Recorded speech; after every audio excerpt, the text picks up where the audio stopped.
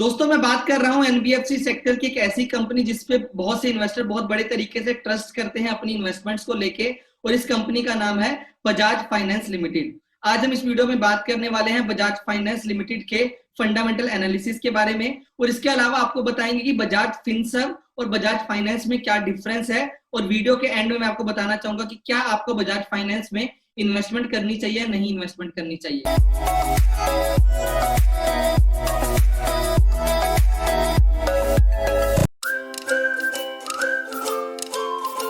तो दोस्तों आज की वीडियो स्टार्ट करते हैं, जिसमें हम बात करने वाले हैं fundamental analysis of Bajaj finance. दोस्तों चलिए सबसे पहले बात करते हैं कि बजाज फिनसर्व और बजाज फाइनेंस में डिफरेंस क्या है, क्योंकि आपने बहुत बार देखा होगा कि जब भी बजाज फाइनेंस का शेयर ऊपर जाता है तो बजाज फिनसर्व का शेयर भी बहुत ऊपर जाता है, और लोग बहुत बार कंफ्यूज होते हैं कि दोनों में डिफरेंस क्या है। तो चलिए वीडियो की स्टार्टिंग में सबसे पहले मैं आपको समझाने का ट्राई करता हूं कि बजाज कंपनीज का ओवरऑल स्ट्रक्चर कैसे काम करता है, कौन सी कंपनी में कितने परसेंट कौन सी कंपनी का स्टेक है। ये स्क्रीनशॉट मैंने बजाज फाइनेंस के इन्वेस्टर प्रेजेंटेशन से लिया है, जो बहुत अच्छे तरीके से आपको समझाता है कि कौन सी कंपनी किसके अंडर कितने परसेंट स्टेक में आती है। अगर हम सबसे पहले बात करें तो Bajaj holding and investment limited सबसे टॉप में कंपनी है, जो अलग अलग बजाज की कंपनीज में अपनी इन्वेस्टमेंट लेके रखती है। तो सबसे पहले अगर बात करें Bajaj holding and investment limited की, तो इसके अंदर सबसे पहले दो कंपनीज निकल के आती हैं। सबसे पहली कंपनी बजाज फिनसर्व लिमिटेड, जो कि फाइनेंशियल सर्विसेज आर्म है बजाज होल्डिंग कंपनी की, जिसमें बजाज होल्डिंग्स का 39.16% का ओवरऑल स्टेक है। इसके बाद जो दूसरी कंपनी जिसमें बजाज होल्डिंग का स्टेक है वो है बजाज ऑटो लिमिटेड, जहां पे इन कंपनी का 33.43% का ओवरऑल स्टेक निकल के आता है। इसके बाद अगर हम बजाज फिनसर्व की बात करें तो बजाज फिनसर्व के आगे इसके अंदर और काफी कंपनीज निकल के आती हैं, जैसे कि सबसे पहली कंपनी बजाज फाइनेंस लिमिटेड, जिसमें बजाज फिनसर्व का ओवरऑल 52.82% का स्टेक है। अगर हम बजाज फाइनेंस के अंदर और कंपनीज की बात करें तो इसके अंदर दो और कंपनीज हैं, Bajaj housing finance limited, Bajaj financial services limited, जिसके अंदर बजाज फाइनेंस का ओवरऑल 100% का स्टेक निकल के आता है। तो जब भी आप बजाज फाइनेंस की कंसोलिडेटेड रिपोर्ट्स देखते हो, उनके एनुअल रिजल्ट्स की या क्वार्टरली रिजल्ट की, तो उसके अंदर बजाज हाउसिंग फाइनेंस और बजाज फाइनेंशियल सिक्योरिटीज लिमिटेड का भी रिजल्ट बीच में ऐड होके आता है। बजाज फाइनेंस के अलावा जो कंपनीज निकल के आती है बजाज फिनसर्व के अंदर, उनके नाम है Bajaj Allianz life insurance company, Bajaj Allianz general insurance company. तो ये दो कंपनीज भी बजाज फिनसर्व के अंदर आती हैं, जिनके अंदर बजाज फिनसर्व का 74% के आसपास का स्टेक है। तो दोस्तों यहाँ पे अगर आप बजाज फिनसर्व के अंदर इन्वेस्टमेंट करते हैं तो जो ओवरऑल रिटर्न आपको मिलेगी, अगर कंपनी की प्रॉफिटेबिलिटी को आप देखेंगे तो यहाँ पे जो लाइफ इंश्योरेंस कंपनी है और इसके अलावा जनरल इंश्योरेंस कंपनी है, उनका रिजल्ट भी बहुत ज्यादा मैटर करेगा। लेकिन वहीं पे अगर आप बजाज फाइनेंस में इन्वेस्टमेंट करते हैं तो एक डिफरेंटली लिस्टेड कंपनी है, जहां पे उसके पर्टिकुलर रिजल्ट्स का बहुत ज्यादा इंपैक्ट उस पर्टिकुलर कंपनी के ऊपर पड़ता है। दोस्तों अगर हम किसी भी एनबीएफसी की बात करें तो उसका बिजनेस मॉडल तो आपको पता ही होगा कि एक एनबीएफसी कहीं से पैसा लेके उस पैसे को आगे कस्टमर्स को देती है, और अगर मान लो कि कस्टमर्स को जो पैसा एनबीएफसी ने लेंड किया है वहां से एनबीएफसी को अगर 10% का रिटर्न मिलता है, और जो पैसा जो एनबीएफसी ने खुद लेंड किया था उसके ऊपर अगर एनबीएफसी को 5% देना होता है, तो जो डिफरेंस बीच का निकल के आता है 5% का, वो एक एनबीएफसी के लिए एक अर्निंग बन जाती है। तो किसी भी एनबीएफसी के लिए बहुत इंपॉर्टेंट है कि उसका एसेट अंडर मैनेजमेंट कितना है। एसेट अंडर मैनेजमेंट हमें बताता है कि टोटल कितना पैसा किसी एनबीएफसी ने आगे लेंड किया हुआ है, और जितना ज्यादा उसमें ग्रोथ होगा उतना ज्यादा चांसेस होंगे कि उस पर्टिकुलर कंपनी के लिए उसका प्रॉफिट ग्रो करेगा, उतना ज्यादा उस पर्टिकुलर कंपनी का बिजनेस ग्रो करेगा अगर वो एनबीएफसी सेक्टर को बिलोंग करती है। तो चलिए अब यहाँ पे बात करते हैं बजाज फाइनेंस के एयूएम को लेके कि इसका एयूएम पिछले कुछ सालों में कैसे बढ़ा था, और इसमें हम इंक्लूड करते हैं फाइनेंशियल ईयर 2020 का रिजल्ट भी। तो दोस्तों जैसे कि आप मेरी स्क्रीन में देख सकते हैं कि ये आपको बताता है कि बजाज फाइनेंस का एयूएम कैसे ग्रो किया है from financial year 2016 to financial year 2020। अगर मैं ओवरऑल आपको बताऊं तो इसकी ग्रोथ का जो सीएजीआर रहा है वो 35% का रहा है। तो 35% एक बहुत ही बड़ा नंबर निकल के आता है अगर हम एयू परसेंटेज में ग्रोथ की बात करते हैं। तो अगर मैं फाइनेंशियल ईयर 2016 की बात करूं तो बजाज फाइनेंस का जो ईएम था वो 44,000 करोड़ के आसपास का था, जो फाइनेंशियल ईयर 2018 में ऑलमोस्ट डबल हो गया 82,422 करोड़। फाइनेंशियल ईयर 2020 में ये एयूएम बढ़ के हो जाता है 1,47,000 करोड़। मैं यहाँ पे आपको बता देता हूँ कि एक कंसोलिडेटेड एयूएम है जिसके अंदर बजाज हाउसिंग फाइनेंस का भी नंबर जुड़ के आता है। तो दोस्तों यहाँ पे आप देख सकते हैं कि एसेट अंडर मैनेजमेंट में कितने बड़े परसेंटेज से ग्रोथ हुआ है बजाज फाइनेंस के एयूएम के अंदर। अब आपको ये तो समझ में आ गया कि बजाज फाइनेंस का एयूएम कैसे बड़ा है, लेकिन अब आपके लिए ये जानना बहुत जरूरी है कि कौन से सेक्टर में बजाज फाइनेंस बहुत ज्यादा ग्रोथ कर रहा है। क्योंकि एक एनबीएफसी किसी भी सेक्टर में अपना पैसा लेंड कर सकती है, लेकिन उसको अपने प्रायोरिटीज के हिसाब से और अपने बिजनेस ऑब्जेक्टिव के हिसाब से अलग अलग सेक्टर को टारगेट करना होता है। चलिए अब डिटेल में बात करते हैं कि जो कंसोलिडेटेड एयूएम है बजाज फाइनेंस का, वो कौन कौन से सेक्टर में कितना डिस्ट्रीब्यूटेड है, और वहां से हमें आइडिया लगेगा कि इनका फोकस एरिया आने वाले दिनों में कौन सा सेक्टर बनने वाला है। दोस्तों सबसे पहले अगर हम बात करें तो ओवरऑल एयूएम का जो सबसे बड़ा पोर्शन बजाज फाइनेंस ने दिया हुआ है वो मॉर्गेजेस के फॉर्म में दिया हुआ है, और मॉर्गेजेस में आपको पता है कि काफी सेफ होता है पैसा लेंड करना। तो यहाँ पे अगर मैं फाइनेंशियल ईयर 2020 की बात करूं तो जो टोटल एयूएम इनका मॉर्गेजेस के अंदर गया हुआ है उसका अमाउंट निकल के आता है 46,166 करोड़। अगर मैं इसको फाइनेंशियल ईयर 2019 के साथ कंपेयर करता हूं तो यहाँ पे हमें 36% का इंक्रीमेंट देखने को मिलता है।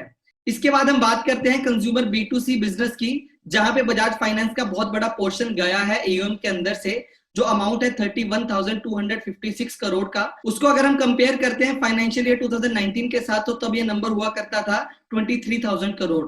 तो वहां पे भी हमें एक इंक्रीमेंट देखने को मिलता है 36% के आसपास का। दोस्तों कंज्यूमर B2C बिजनेस के बाद एक और बिजनेस निकल के आता है जहां पे इनका ऑलमोस्ट 50% का ग्रोथ हुआ है एयूएम के अंदर, और इस सेक्टर का नाम है रूरल B2C बिजनेस। तो रूरल B2C बिजनेस में जो करंटली इनका एयूएम है बजाज फाइनेंस का, उसका अमाउंट है 10,659 करोड़। अगर उसको हम कंपेयर करते हैं फाइनेंशियल ईयर 2019 के साथ तो तब ये नंबर हुआ करता था 7,101 करोड़। तो ओवरऑल यहाँ पे 50% का इंक्रीमेंट देखने को मिलता है, तो जो कहीं ना कहीं बताता है कि बजाज फाइनेंस का जो पेनिट्रेशन काफी कम था रूरल B2C बिजनेस में, वहां पे उन्होंने अपना फोकस काफी ज्यादा करना स्टार्ट कर दिया है।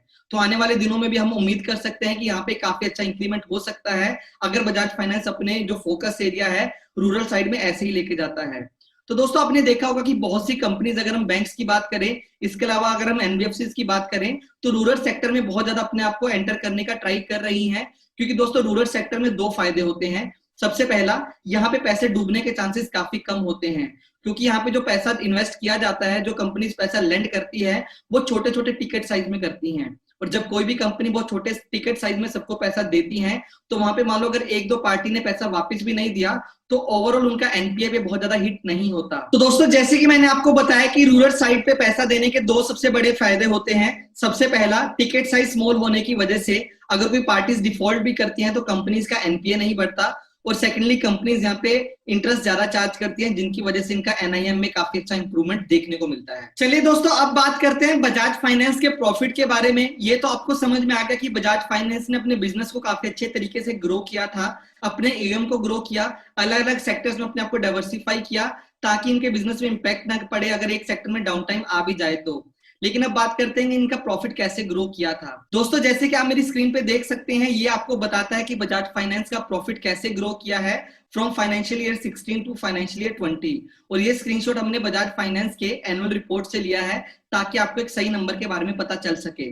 जैसे कि आप देख सकते हैं कि ओवरऑल सीएजीआर जो रहा है इनकी ग्रोथ में प्रॉफिट की, वो 40% का निकल के आता है, जो कि एक बहुत बड़ा नंबर है जो आउट परफॉर्म करता है इसके एयूएम की ग्रोथ को भी। मतलब कि इसका एयूएम ग्रो किया था बाय 35%, लेकिन इस कंपनी का जो प्रॉफिट है वो सीएजीआर ग्रोथ कर रहा है 40% के आसपास का। तो यहां से आपको सोचने को मिल सकता है कि कंपनी का बिजनेस में एफिशिएंसी कितनी अच्छी है। तो यहाँ पे फाइनेंशियल ईयर 2016 में जो इनका नेट प्रॉफिट था वो था 1279 करोड़। अगर मैं उसकी बात करूं फाइनेंशियल ईयर 19 की तो यहाँ पे ऑलमोस्ट 3 टाइम्स हो जाता है और ये नंबर बढ़ जाता है 3890 करोड़ पे। तो दोस्तों अगर मैं फाइनेंशियल ईयर 20 के ओवरऑल एनुअल रिजल्ट की बात करूं तो इन्होंने बताया कि इनका प्रॉफिट बढ़ के हो गया है 4881 करोड़। मतलब कि यहाँ पे एक बहुत अच्छी इंप्रूवमेंट देखने को मिलती है as compare to financial year 2019, जब इनका जो प्रॉफिट था वो था 3890 करोड़ के आसपास का। दोस्तों आपको ये तो पता ही होगा कि सभी बैंक्स के लिए या सभी एनबीएफसी के लिए बहुत इंपॉर्टेंट होता है उनके कैपिटल एडुकेसी रेशो, जो हमें बताते हैं कि उनका टीयर 1 कैपिटल कैसा है। अगर कोई भी एनबीएफसी या बैंक उस रेशियोज को मीट नहीं कर पाएगा तो उसके लिए अपना वर्किंग में रहना बहुत ज्यादा इंपॉसिबल हो जाता है। जैसे कि आपने केस देखा भी है यस बैंक के केस में कि उनका कैपिटल एडुकेसी रेशियो अच्छे नहीं थे, जिनकी वजह से उनको टाइम टू टाइम पैसा रेज करना पड़ रहा है। तो यहाँ पे अगर आप बजाज फाइनेंस में इन्वेस्टमेंट के बारे में सोच रहे हैं तो आपके लिए बहुत इंपॉर्टेंट है कि आपको पता हो कि बजाज फाइनेंस का कैपिटल एडुकेसी रेशियो कैसा है और रेगुलेटरी रिक्वायरमेंट के हिसाब से कैसा परफॉर्म करता है। अगर मैं बजाज फाइनेंस के टीयर 1 कैपिटल की बात करूं तो ये परसेंटेज है 22.6% के आसपास, जो रेगुलेटरी रिक्वायरमेंट अराउंड 11 to 12% की है, उसके कंपैरिजन में काफी ज्यादा ऊपर है, जो कि काफी ज्यादा सेफ माना जा सकता है। वहीं पर अगर मैं टोटल कैपिटल एडुकेसी रेशियो की बात करूं तो 26.4% के आसपास है, जो कि एक बहुत ही अच्छा नंबर माना जा सकता है। इसके अलावा अगर मैं टीयर 2 कैपिटल की बात करूं तो बजाज फाइनेंस ने अपनी टीयर 2 कैपिटल को काफी कम किया है, from 5.1% to 4.71% in recent quarter, जो कि काफी अच्छा साइन माना जा सकता है। दोस्तों वीडियो के एंड में मैं आपको एक बहुत ही इंपॉर्टेंट चीज बताने वाला हूं, जो आने वाले दिनों में बहुत ज्यादा इंपॉर्टेंट होगी। अगर आप किसी भी बैंक या किसी भी एनबीएफसी की परफॉर्मेंस को देख रहे हैं तो आपको पता होगा कि रिसेंट कुछ टाइम पहले से गवर्नमेंट ने मॉरिटोरियम लगा दिया था कि अगर आपने किसी से भी पैसा लेंड किया हुआ है तो आपको ईएमआई देने की जरूरत नहीं है, जिसका बहुत बड़ा इंपैक्ट एनबीएफसी और बैंक्स के ऊपर पड़ा था। तो यहाँ पे बहुत इंपॉर्टेंट है कि किसी भी एनबीएफसी या बैंक जिसको आप इवेल्युएट कर रहे हो, उसका कितना परसेंट ऑफ एयूएम अभी मॉरिटोरियम के अंदर है, क्योंकि मॉरिटोरियम के अंडर होने का मतलब है कि उनको सही टाइम पे पता नहीं चलेगा कि कितना उनका एनपीए बन गया है। तो दोस्तों यहाँ पे अगर मैं बात करता हूँ बजाज फाइनेंस के एसेट अंडर मॉरिटोरियम की, तो एज ऑन 30 अप्रैल 2020 में इनका टोटल एयूएम का 27.1% अंडर मॉरिटोरियम था। 30 जून 2020 की तो इनका जो एसेट अंडर मॉरिटोरियम है वो 27.1% से कम होके 15.7% हो गए हैं, जो कि उसके कंपैरिजन में काफी नीचे आया है। लेकिन अगर मैं बैंक्स के साथ कंपेयर करूं तो ये नंबर अभी भी थोड़ा ज्यादा है। तो आने वाले दिनों में अगर मॉरिटोरियम एक्सटेंड होता है तो उसका काफी इंपैक्ट हो सकता है बजाज फाइनेंस के ऊपर, लेकिन वो तो आने वाला टाइम ही बताएगा कि मॉरिटोरियम एक्सटेंड होता है या एक्सटेंड नहीं होता। अगर दोस्तों हम बजाज फाइनेंस के नेट एनपीए की बात करें तो बजाज फाइनेंस का नेट एनपीए 0.5% के आसपास है, जो कि बहुत ही अच्छा नंबर है as compare to different banks, as compare to different NBFCs. अगर मैं आपको एक छोटा सा फैक्ट बताऊं कि किसी भी एनबीएफसी का नंबर इस पर्टिकुलर नंबर के आसपास भी नहीं है। तो दोस्तों मैं उम्मीद करता हूं कि आपको ये वीडियो अच्छी लगी होगी। अगर आपको वीडियो अच्छी लगी तो इस वीडियो को लाइक करें, कमेंट करके बताएं कि आपको क्या लगता है कि आपको बजाज फाइनेंस में इन्वेस्टमेंट करनी चाहिए या नहीं इन्वेस्टमेंट करनी चाहिए, क्योंकि ये डिसीजन मैं आपके ऊपर छोड़ता हूं। मैं आपको फैक्ट बता सकता हूं, लेकिन फैक्ट बताने के बाद आपको खुद एक एनालिसिस करके डिसाइड करना चाहिए कि आपको इन्वेस्टमेंट करना है या नहीं इन्वेस्टमेंट करना।